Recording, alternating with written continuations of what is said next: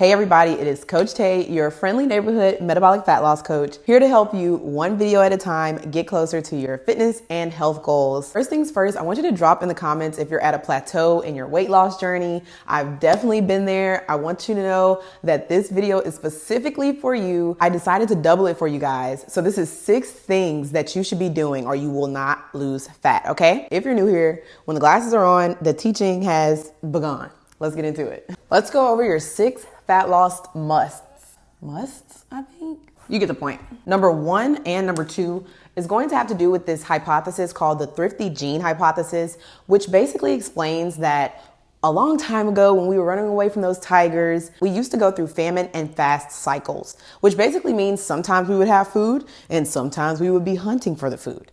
And that means that we would fast until we found the food. Maybe one day we found the food in 24 hours, and the next day we may not have found food for 72 hours. So we were naturally going through this eating and then fasting lifestyle. And anybody that didn't have the genes necessary to go through that feasting and famine cycle, they now rest in peace. And not because of the tiger, but because they just simply didn't have the genes to be able to fast for those long periods of time when they didn't have food and they didn't have McDonald's and Chick-fil-A like we do. The hypothesis is majority of people that are still alive today are people that have that thrifty gene that biologically enables us to be able to go through feast and famine cycles.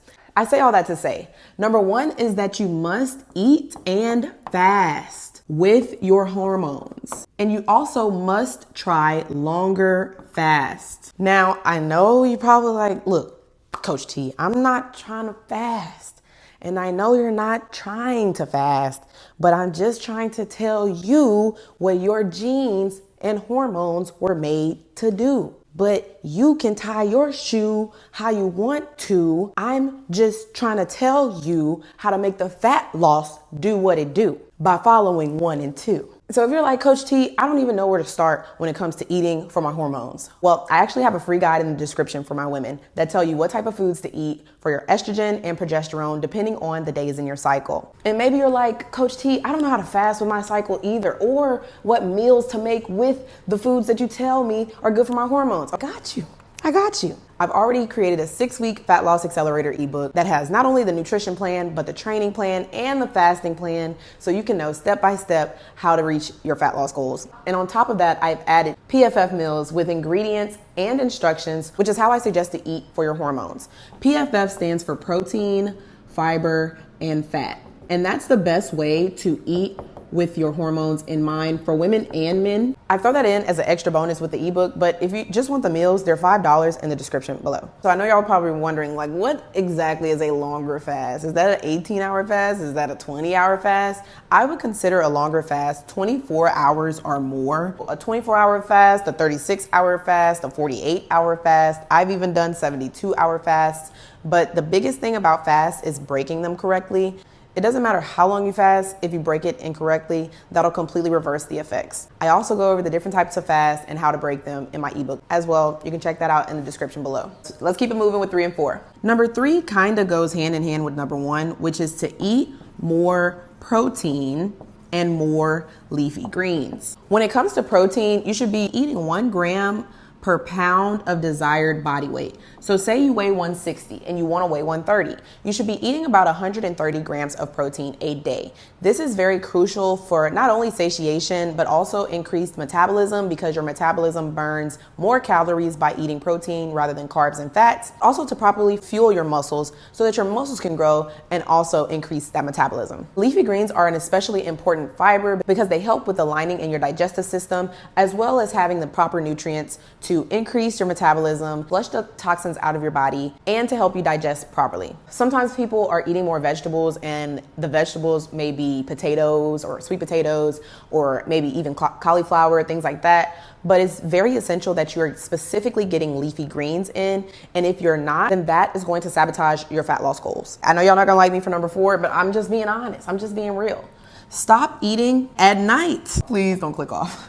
I know you're like, okay, Coach T, like, stop it right now. I'm not stopping eating at night. I don't care what you say. Don't shoot the messenger. At the end of the day, you're responsible for taking care of you, and you can make it do what it do. I'm just telling you, just like I told you 1, 2, 3, 4 will help you lose some more, all right? Stop eating at night if you can. There have been studies that show you can eat a processed food diet, but if you can condense that into just the morning, or let alone condense it into an 8-hour window or even a 6-hour window, you are going to have the potential to speed up your metabolism and lose more fat, because you're giving your body a chance to recover from the processed foolishness that tastes so good, that's so bad, that tastes so good that it's fake. It's fake that we're not supposed to be eating. Okay, we all know, okay? But I'm gonna keep saying it every week until we get the point, you know? It takes time, and time that it takes to be great. But I believe in you. Let's get into 5 and 6. You've heard it before and you're gonna keep hearing it. Prioritize your sleep. You can forget about any fat loss goals if you're not sleeping. Sorry, not sorry. I understand newborn parents, you're probably not seeing the light of day when it comes to sleep. I get it. That might not be the best time to be trying to lose the most fat possible, but I know, postpartum, you're gonna wanna lose more fat. And if you're doing majority of these things, you are going to lose more fat, but you burn a lot of fat in your sleep. So if you're not sleeping deeply and long, then you're not going to have longer amounts of burning fat. I want to make sure that I'm giving you guys the best information possible. So I'm not going to sit here and say it's okay that you don't sleep, and that's not going to have a significant effect on your fat loss, because that just wouldn't be true. So do what you can to get 8 hours of sleep. Please, pretty please, super duper please. Number 6, balance your nervous system. And we've basically talked about this before. This has a lot to do with the stress hormone called cortisol, okay? So if you're in that fight or flight mode, that cortisol, spiked adrenaline mode, then you're not gonna be able to be in fat burning mode. So you're going to have to be able to switch your nervous system from parasympathetic to sympathetic, which basically means from fight or flight to rest and recovery. And like I said before, especially in that cortisol video, check it out in the link above. When your cortisol is spiked, you're going to be in fat storage mode, not fat burning mode. Our body thinks we're running from a tiger, but we're probably actually stressed out because we're not appreciated enough at our job, or we're not paid enough at our job. And 9 times out of 10, you're not, especially in America. But I digress. We have to figure out a way to balance our nervous system, whether that's prayer, whether that's meditation. Deep breathing is especially underrated. I suggest 3-4-5 method.